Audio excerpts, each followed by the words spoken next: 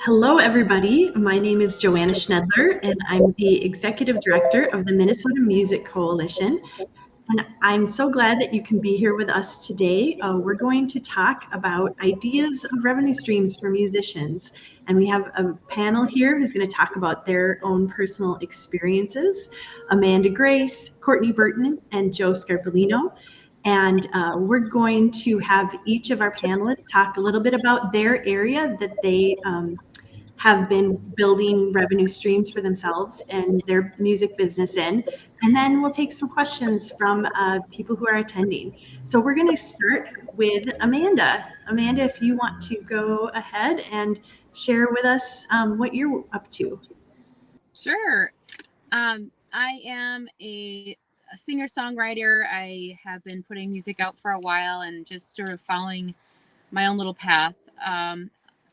About a year ago or so, I think right before things were just not really coming maybe as straight out of COVID as I wanted to, as far as supporting my band members, um, I thought about the idea of doing some sponsorships with local businesses that follow me and that know me personally. And I sort of brought up to them this idea of a possible partnership where I would promote, almost act like a promoter, and sort of share, support, host their logos and links to their sites, and sort of just a plethora of services that I would offer in exchange for some steady monthly commitments financially, so that I could support my players while they were on the road and away from their families, and quite frankly, taking some financial risks as well with how they could get COVID and bring it back to their families and then have to deal with that risk too and that expense. So I was trying to think of ways to sort of solve this problem. And obviously local businesses need to continue to grow and thrive, and we really need each other if we want to sustain growth. And I have had people say, well, I've not heard of anything like that. And I know that there's a lot of people, that's not a new idea by any means, because I know a lot of artists or festivals that have businesses that support those festivals. And then they have their name on, they get the word out about that business or whatnot. I did have to do it to be safe. I did have my lawyer contract something pretty simple. It took my ideas and made sure that everyone would be protected, and that, of course, if they needed to get out of it or I needed to get out of it for any reason that we could, we asked for a 1 month or 1 year commitment of a certain fee. And I took 3 to 4 sponsors, and I'm not sure if I will continue it into the future. I just haven't had time to do that. So I don't know how long you guys want me to talk about this. I could go in depth more about things, but. Yeah, just adding myself back into the stream. Yeah, well, why don't you say a little more about the businesses that you connected with, and your area of Minnesota, and how selecting the businesses you worked with made sense for you. Sure. Well, I did there was a few, they're definitely sort of all over the spectrum. And one of the things that sort of happened by accident, I'm busy doing all of my other work on the side. And so I had a couple of friends that were in marketing that actually kind of hit the floor running on some of these that I didn't need. I was like, sure, sounds good. Like, if, I'm not a person that, I feel like I'm pretty open to ideas. And if I felt like if this business they wanted support, then we would do it. And so we came up with our local brewery, Island City Brewery.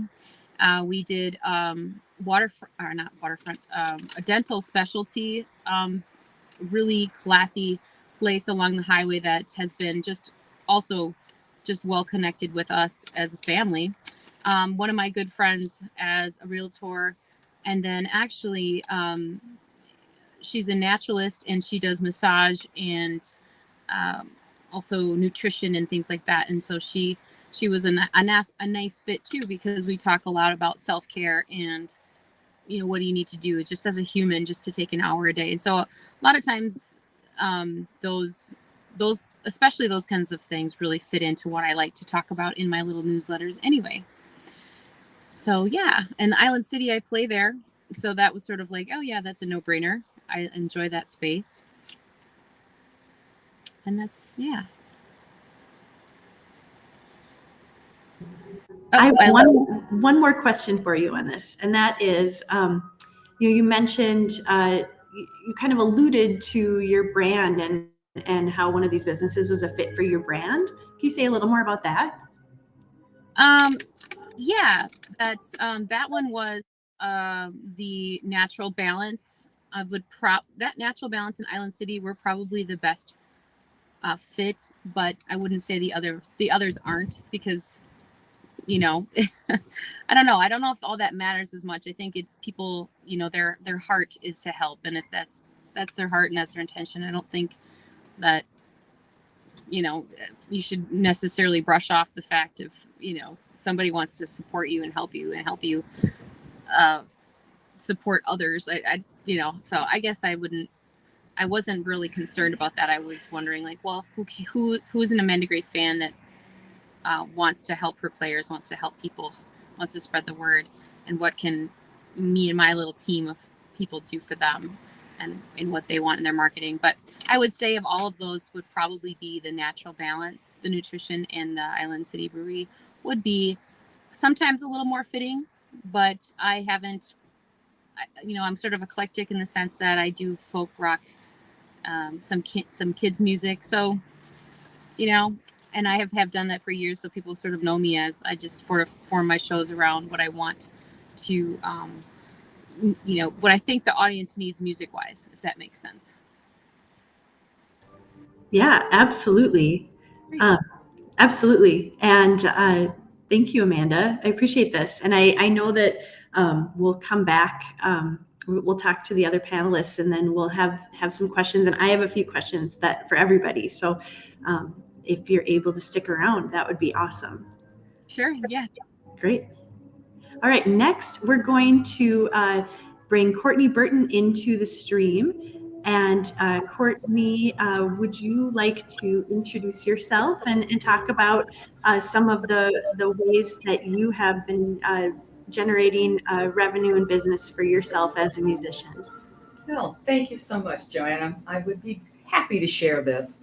So I'm Courtney Burton. I'm a jazz singer. I've been performing around town for over 25 years, mainly in the big band scene, but I also have a jazz combo.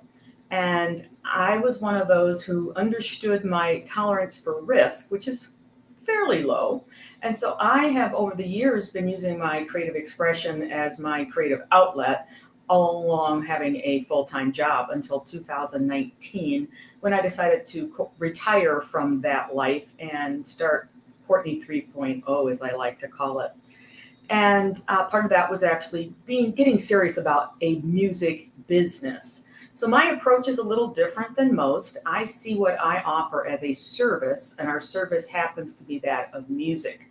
So taking that lens, I basically created a business plan and said, okay, if I'm a service provider and my service is music, who is my ideal audience and my ideal client?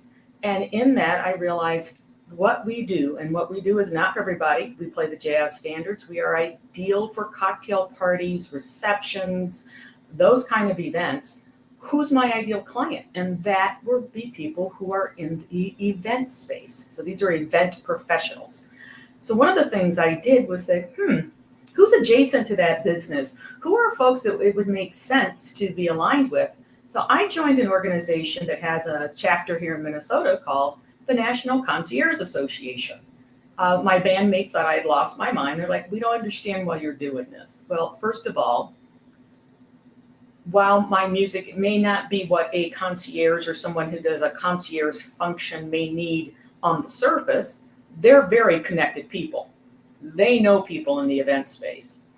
The second piece of that is there are other people that provide services there. So when I joined this organization, I had access to people like the event manager for the Meridian Hotel.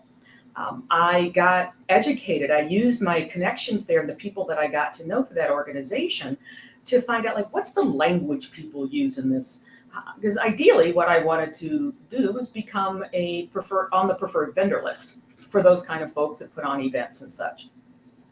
And it has led to some very interesting events. It's led to some amazing connections that go above and beyond what I think a traditional musician would think of for a revenue stream. So, for example, we have now been able to play for open houses for businesses, client appreciation events, galas, fundraisers, and some really creative use of music. So that's been just really amazing. We played one group where they had my piano player and I do their cocktail hour. Then they brought the entire band back for the after party, which I wasn't quite convinced was going to work, but they knew their donors well. And so about 9:30 after dinner, they served the dessert course at this gala, and then we played for an hour and a half. And we had to play dancing the whole night. So this is social dancing, right? The other piece that's been really fascinating is along this journey is being someone who talks about service. I have upped my game on the service that I offer, I think. And the event planner world seems to appreciate that, where I take on the role of being a partner with them. I actually use the language sometimes as being your music concierge, to play off of the Concierge Association. This is that I'm going to be all things music to you, whether I can provide it or not. So I love to give, not give to get when it comes to sharing resources. So that has become a very nice stream of income, and I actively go out there and seek relationships with event planners because they are some of the most connected humans you know, along with my contacts in the National Concierge Association. The other thing that I've learned along this path is you just got to get out there and keep building your network all the time because you never know who knows somebody. You never know when they're going to have an opportunity come into their lap. And that is how we became an artist in residence. And I had not really used that term until, Joanna, you mentioned it to me about what we do at a supper club down in Lakeville. So I play there every Monday night, and I am providing a service for that organization. So I think of it differently than most. We were the new owner, and he basically was looking for something different on a Monday night. So he asked a friend of his, an ex-coworker, hey, do you know anybody that does jazz or blues? This is what I'm looking for. And that person knew me. And he said, why don't you talk to Courtney and see what's possible? And when we went down to take a peek at the space, my piano player and I, we were like, this could be interesting. And I did not think it would be a weekly possibility. That's not what was in my brain, but that's exactly what happened because I needed to really understand what that business owner needed. He wanted easy, no more than one contact for the night, somebody that was reliable, that had his business's best interest in mind. So it is not a performance. We are background music. And now dinner and dancing music because the public has spoken. The dancers have come out, and so we're changing up the approach. But it was all about being of service to that business. And while the financials of that may not be immediately recognized, it's been steady income. We've been able to sharpen our skills by playing every week minimally for over a year now. I've reached a whole new audience. I have things to talk about. And that has given me also the opportunity on the event planning side to say, hey, you want to check us out? Come down to this place on a Monday night. You'll get a sense of what we can do for your event. Bottom line, know what your business model is. Figure out who your core audience is that you want to reach, your core clients, and just get out there and network and network and network. That's what it's all about. After a while, you'll start to see where the other avenues are for you to have income streams in your business. That's what I got. Thanks, Courtney. And the one question I had for you is, as you connect with partners, what does the package you put together look like? Do you have, kind of a stock information, pricing, a package that you can hand off to potential partners, and what is included in that? So I'm going to do the event side because the venue side tends to be very different. So on the event side, I have kind of a standard email that I will customize, and it basically says, hey, thanks for connecting. Here's a little bit about what I do. And most of my connections are made through warm connections. Like I know somebody who knows them. Hey, would you mind making a connection for me? And so it's normally email first. And then in that, depending on what that connection looked like, I may include a brief blurb and all of my links. So it's almost like an EPK. Like, here's all the ways you can find me, YouTube channel, a little bit about us, the right page on the website, because I have services listed on my website. I do not get into pricing until there's a conversation about an actual event, and then I can ask, what's the mood you're trying to create? And depending on who it is, what's your budget? And then from there, I will put together, here's some options, I think, based on your venue, the length of time you want us to play, and where we are in the relationship. So if it's new to an event planner, if I'm the first time, I will say, here's what our price normally is. Here's the discount I'm providing, because I want you to feel comfortable experiencing us first. But after that, we go back to real pricing. So yeah, I've gotten to the point where I've got it. It doesn't take me too long, but it's really about customizing the experience for the client. Mm-hmm. Yeah, absolutely. Yeah. Excellent. Well, thank you. And I know that we will come back to you as well when we get to some more questions. So now I'm going to bring Joe Scarpolino into the stream. Thank you, Courtney. And Joe, if you could say a little bit about yourself and what it is that you do as a unique revenue stream for your music career. Oh, well, I'm a musician. When asked, I say I'm a professional musician. I'm also a small business owner. A couple of my bands have LLCs. I also have a boutique production company called Get Down Enterprises. And the enterprise is basically so that I can do anything music related at all. And it's all kind of under this umbrella of Get Down. Put on music festivals. I play shows. I do graphic design and booking and management and for other artists. And I also do a lot of songwriting commission work. I started during lockdown in 2020 writing songs about other people's pets for money. They would tell me what they wanted it to say, kind of like their favorite things about their pet, nicknames and, stories and things like that. And then they pick a genre. And then, for $100, I'd make them a song about their pet, and I make a little graphic for it too, put it on YouTube. And that went really well. I put out an album with like 23 of them on there. And I have like about halfway through the makings of volume 2 of these pet songs. And then in doing that, I sort of got this process of writing songs very quickly, well enough that they sound like good songs. And I took that and applied to work at a website called songfinch.com. And they're blowing up right now. And they take the orders. We do orders for anniversaries, birthdays. They talk to the client. I make the song, and then we split it. I get to keep all the rights to my music. I can, then sell it again if I need to. I can use any parts of it I want to. But yeah, Songfinch has definitely been a bit of a lifesaver for me this year. The shows, just haven't really swung back, at least locally and regionally, since the pandemic started. So having this alternate set of income where I can do this at home, but I've also done it on the road. I've done it in my friend's guest room. I've done it at the back of the bar before the show, recording vocals into a microphone. Like I just did that when I was on the road.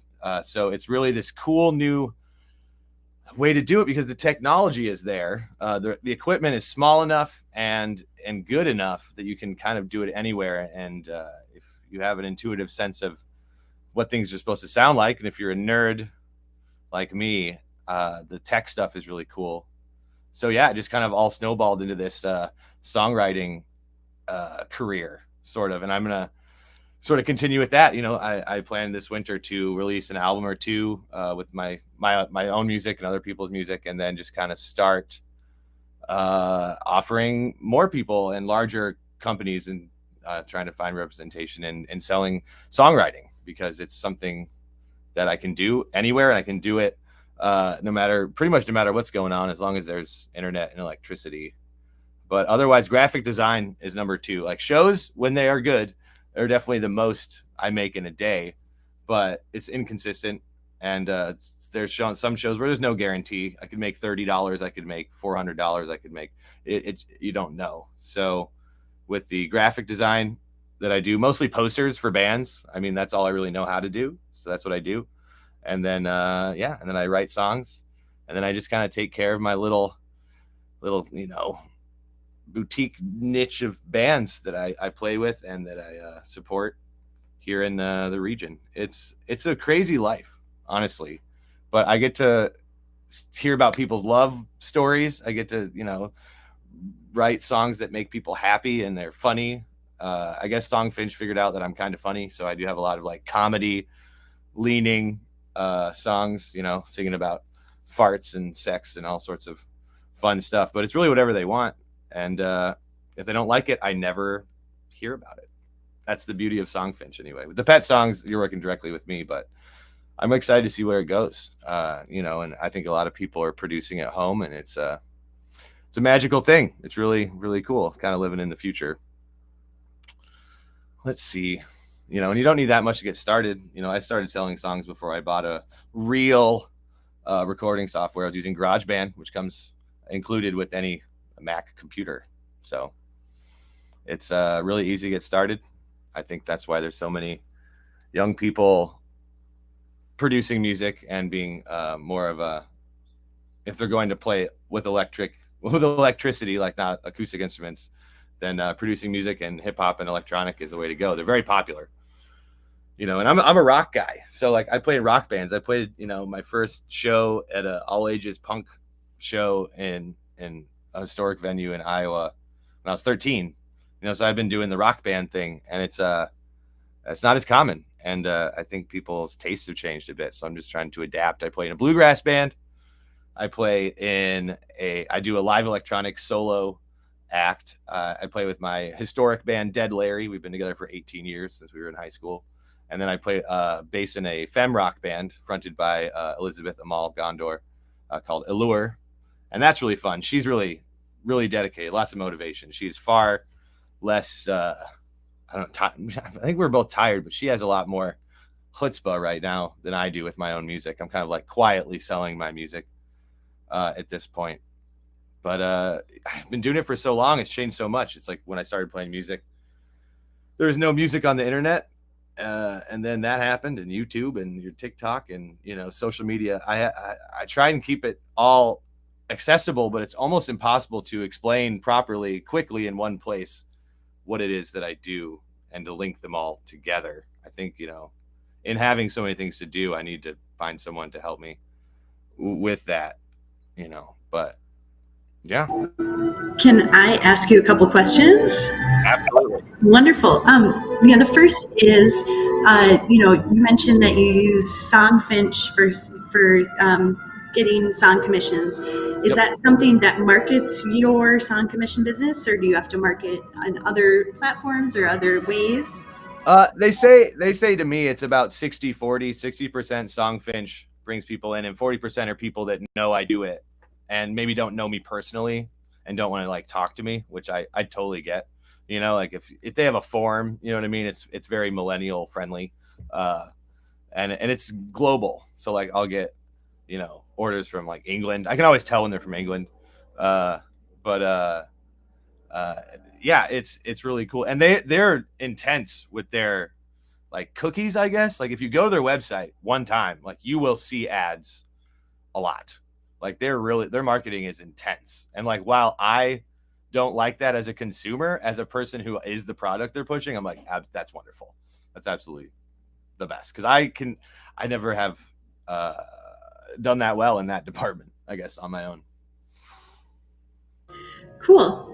And the other question that I had is, has this ever taken the form of writing for commercials, for jingles, things like that? I've done some local regional jingles. I aspire to like get my poop in a group enough to like apply to like do some like theme songs, you know, some jingles would be great. Like I've always loved that stuff musically as a person. You know, I made a burned CD with like 30 theme songs on it when I was a kid, or not a kid, but you know, a teenager. But it's mostly being able to, in a short, concise way, be like, I can do this, and here's why. You know, because it's the attention span of most people that hire things like this. You know, they already have a list of people that they work with. You know, so they give you what, 3 to 10 seconds. You know, like how do you? It's almost unreal. But I get it because I do the same thing as like a talent buyer for an event. You know, someone sends me a link. If I don't like it in the first like 5 seconds, I'll just move on. It's weird. It's crazy how fast our brains are like yes or no, and then we just go because that's kind of the culture. It's wild. Awesome. Well, thank you. Now I'm going to bring everyone back into the stream. And if anyone else who's watching has any questions, you're welcome to put those in the comments. But I will also just kind of start with a question in the meantime. And that is, once you've cultivated these relationships with partners of various kinds, how do you maintain them? How do you keep track of them?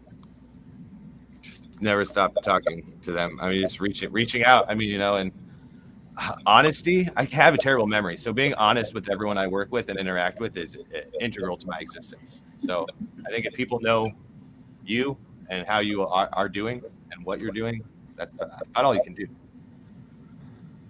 No, I agree. It's all about relationships need to be nurtured. And if it works for both of you, then you've got to put your best foot forward for that person all the time and just have their best interest along with yours and your band's at heart. Yeah, I agree with what you guys are saying. And I add just that practically for me that I get, you know, Joe, that so many times you're so busy. It feels maybe like one of the hardest things in this business is really keeping track of your. And so I started to work with Google Docs, and I have a automatic way. I'm checking it the week or whatever, or it'll say, "Oh, you haven't followed up with this person for a while." Go and do that, just because then I don't remember, you know, offhand when's the last time I talked to this you know, event manager, whatnot. And sometimes everyone communicates very differently, and that's probably the hardest thing about this whole wild animal called the music business is that some people want me to text them. Yeah, only text. Yeah. Yeah. Some of my players will say, "Do not text me, only email me." And then some people will say, "You only book Facebook."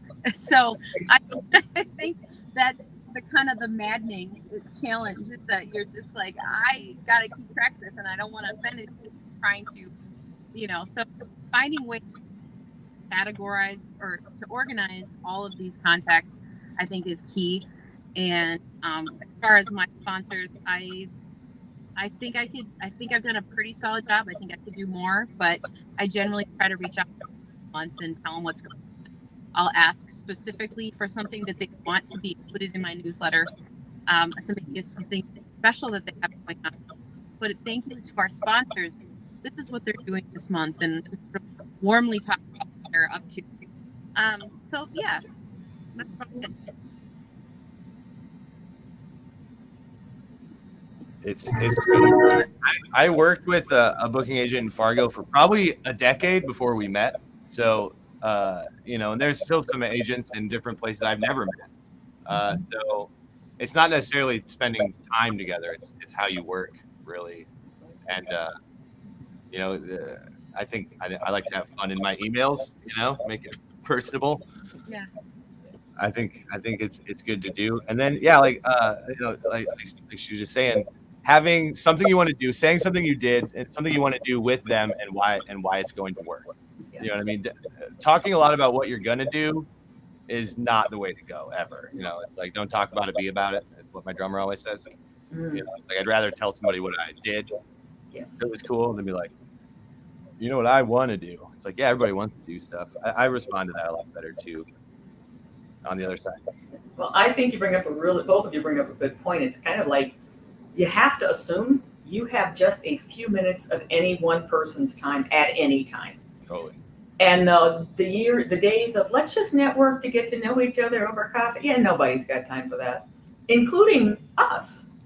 Because at the end of the day, I remind myself all the time, one of the few non-renewable resources we have is our time. And if I think I'm asking this person to give me this huge gift of their time, even for a 10-minute conversation, I will say what I have to say, and I am off the phone in 10 minutes. I want to honor that. And when you do that enough times, they're like, okay. When you do need to talk, they'll go, okay, I'll give you some time. But it's all about proving yourself every touch point along the way. Yeah, preparedness too. Like if someone's like, okay, well, I need this, that, and the other thing. Like, so can you send that to me? Instead of being like, oh yeah, hold on, but just like email back an hour. You got your stage plot, your bio, and when people do that for me, I just like get so excited. So I don't have to bug them like artists. It's like you don't have to. You have all the questions. It's great. I think being prepared and knowing a lot of that's experience or having somebody teach you. It's not. I don't think there's like an official training for it. It changes too fast. Excellent. My next question is, what have these types of partnerships allowed you to do with your music career that you might not otherwise have been able to do? Oh man, sit at home all the time. It's lovely. Hang out with my cats. Take care of my house. Like make dinner for my wife when she gets home. Like all sorts of cool stuff. Working from home is immaculate, and being able to do that in music is newish. Yeah, for me, it's been opportunities that I would have never, ever, ever thought about. For example, being an artist in residence. I didn't see that one coming. No way. In fact, my piano player kind of talked me into it on the way home because my brain was going, that means you've got to change this, and I'm a planner. You got to do this, and you got to do this. And I wasn't saying any of this out loud. And he just looks at me. He was driving, and he goes, and nobody hands you a standing gig anymore. The worst that happens is it doesn't work. Here we are a year later, right? That. Two, the idea of actually creating shows. So since this has all happened, I've been tapped to create. I've now had I've done it for 2 New Years in a row where I had to learn how to write pattern between songs, actually put the whole thing together. It's in a real theater. And now I'm like, I kind of like this as an alternative. This is nice. So I'm working on a third one and working with an arranger. That would have never happened. We're jazz guys. It's like, the song, what key you do it in? Cool, let's play. Nope, real arrangements. Making that investment and actually honing my music chops in a way that I don't think I would have done if I hadn't started making these kind of content. Dude, yeah, I played electric bass with the symphony orchestra in Duluth. That was crazy. It's crazy stuff. Played Hall of the Mountain King, and I was like, "It's me." I'm like, it was kind of surreal. We started out very differently doing music, but somehow we all ended up in the same place. I noticed that a lot, as we go along, and people go up, they go down, and people start out, they go to college, they go wherever, do whatever they're going to do, but we're all eventually playing music together somehow. I think that's so cool. Yeah, I mean, you seem like you'd be a really good MC. Honestly, I've done a lot of MCing in my life. I'm an aspiring comedian, but at the same time, I just test the jokes between songs. And if the joke doesn't land, I just play the song and no one cares. I love that. Hey, music's all about improv. At the end of the day, it's all improv. It's fun, yeah. And connecting with people despite them maybe not wanting to. Yes. It's wild. Persistence, patience, and presence is what I say the three P's of being a musician are. People You've got notice to be present. Yeah. Always got to be present. What about you, Amanda? Did you have an answer to this one? I would say sort of agreeing with, these are great music mastermind. I think that number one, it feels great personally for me to be able to say, I have these businesses support and I can take that and I can give this to my guitar player, or it just feels fantastic. It's a dumb, small thing, but it's like, I'm doing something, for someone, and I'm helping get the word out about whatever. And they don't even probably see something, go think, what am I doing enough? But that small thing helps me. And so then I can give them a small guarantee for what they're working, right? And that rehearsal time, now gas mileage, so that is also a factor. And the other thing would be, to echo what you've already said, is that the skills that I've learned that I had, maybe that I didn't realize I had, maybe there's just, I hope that I just keep growing on marketing and thinking about a different perspective on things and what more of a an others focus. So that's the skills challenges with that. Great, thank you. The next question sorry, was someone going to say something? No, okay. I do hear a little echo. I apologize. That's on my end. How do you determine the appropriate price that's to charge? And how comfortable have you gotten with the negotiation side of payment conversations?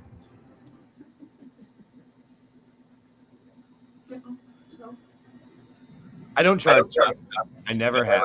I charge as much as I feel is reasonable to work with integrity and to not take advantage of people. I mean, yeah, it doesn't always work in my favor, but it's how I am. Negotiating is always difficult. I'm never comfortable with it. I'm okay at it. I know how it goes, but I'd say that's one of my least favorite parts is people just trying to pull one over.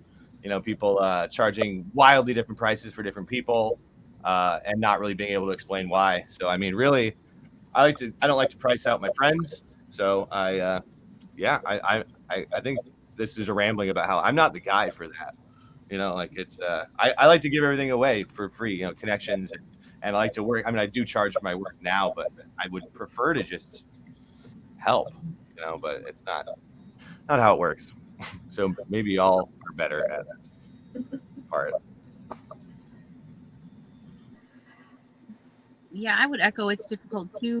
And, I think you can have sort of a baseline of, this is what I have to get, or, you have to sometimes explain people like, this is something you want, it's going to take extra rehearsal. I do need to take that. Ton of coverage because I think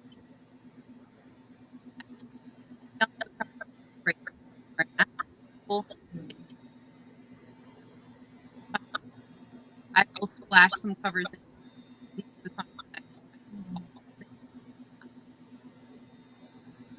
in kind of also, but you can start there. You can say, well, this is my general rate is this number, and if you're able to do this. And there's also those trades if you're not comfortable with making $50 an hour, $100, whatever, wherever you are on your your musicianship and professionalism, or as far as what you need for your life to make your life work. You can always offer trades as well. You can say, well, Christmas is coming. I enjoy your store. I could do this. Can you offer $50? for partial trade or partial trade. I'm going to play at this brewery. This is what I would normally ask. If you can't do that, then I'm going to ask for a $100 card that I my friends when I get to come hang.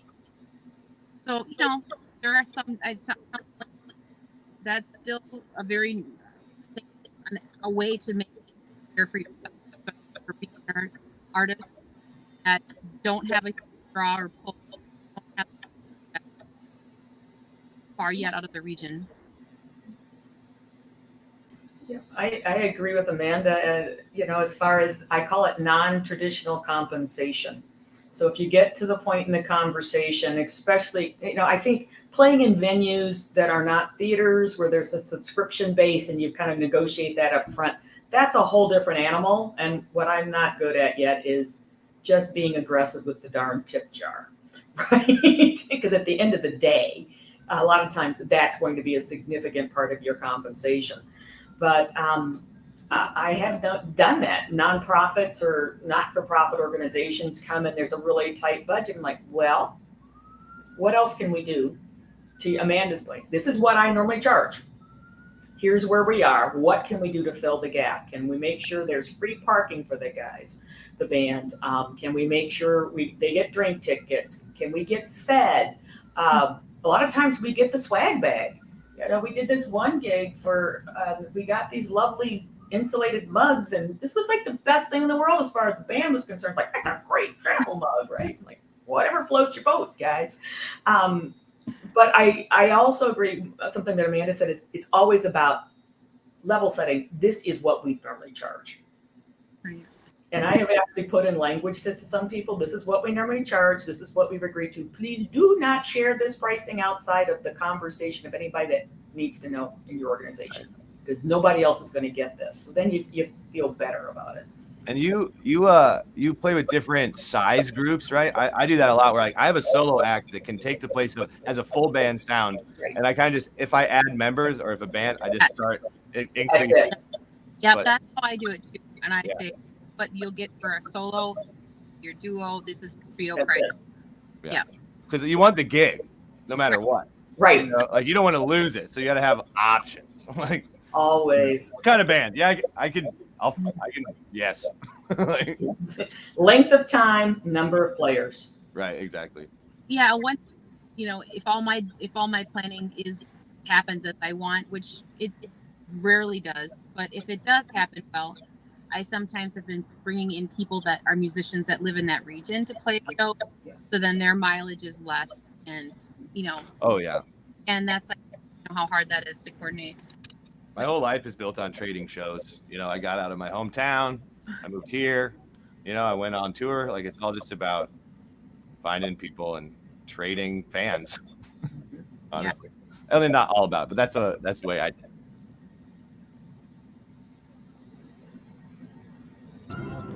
Wonderful. Thank you all.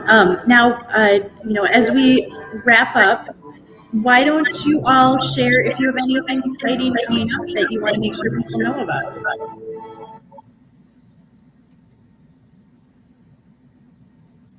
Cool. I'll go first. I guess. You guys are so quiet at this moment. I would say just one quick little pitch about a show that I haven't heard out much yet about.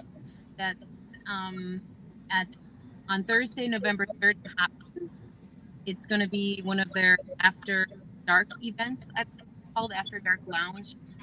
Probably, but it was just announced, and so if you can, I'll have a trio with me tonight.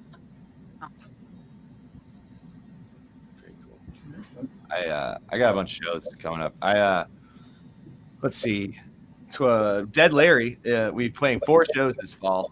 We used to tour constantly, but now we are all grown up and have lives. Well, they do anyway. And we're playing the 28th of October, doing a Halloween show at Hook and Ladder with JoJo Green and Covalent Blonde, 2 really awesome bands. It's in the smaller room, so it's going to be pretty packed, I hope.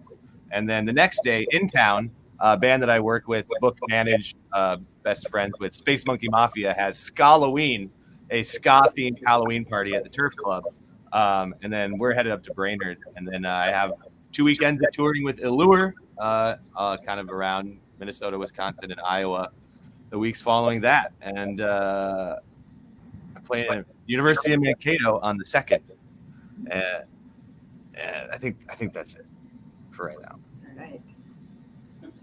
So I have, first of all, we are changing the format down at the Briano's Chart House in Lakeville on Monday nights to dinner and dancing.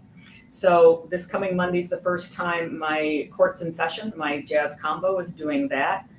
Beasley's Big Band, the 19-piece big band I play with, plays there now every first Monday of the month, including complimentary dance lesson for big bands for swing dancing, which is very cool. And then the Beasley Big Band also is now playing at Minneapolis Cider Company on the third Thursday of the month. We packed the place last week, so that was a hoot. And then for shows, my next 2 shows, one is on December 22nd. It's part of Mick Sterling's Chart House Live, and that is Wishing You a Swingin' Holiday, an evening with Ella, and Christmas music with a 9-piece chamber-sized big band called Minnesota Jazz Chamber Orchestra. And that same band and I are doing the Gershwin Songbook for New Year's Eve at the Ives Theater. So, Nice. Lots of goodness coming up. People love that stuff. Like, I mean, I do too. It's just like, I have a Christmas show with one of my favorite cellists in the world, best friend.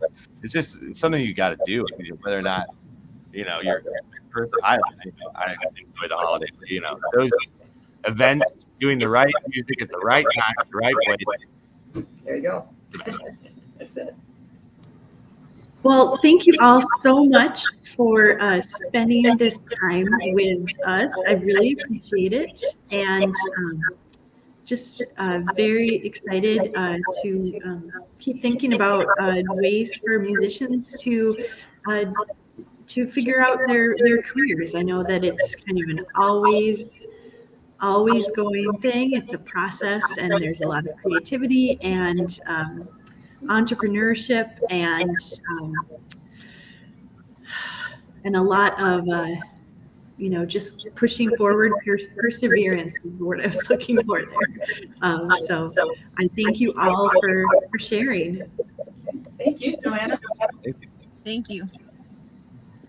All right. Well, thanks everyone. We're going to call it a day, and have a great afternoon. Bye all. Bye. Ta-ta.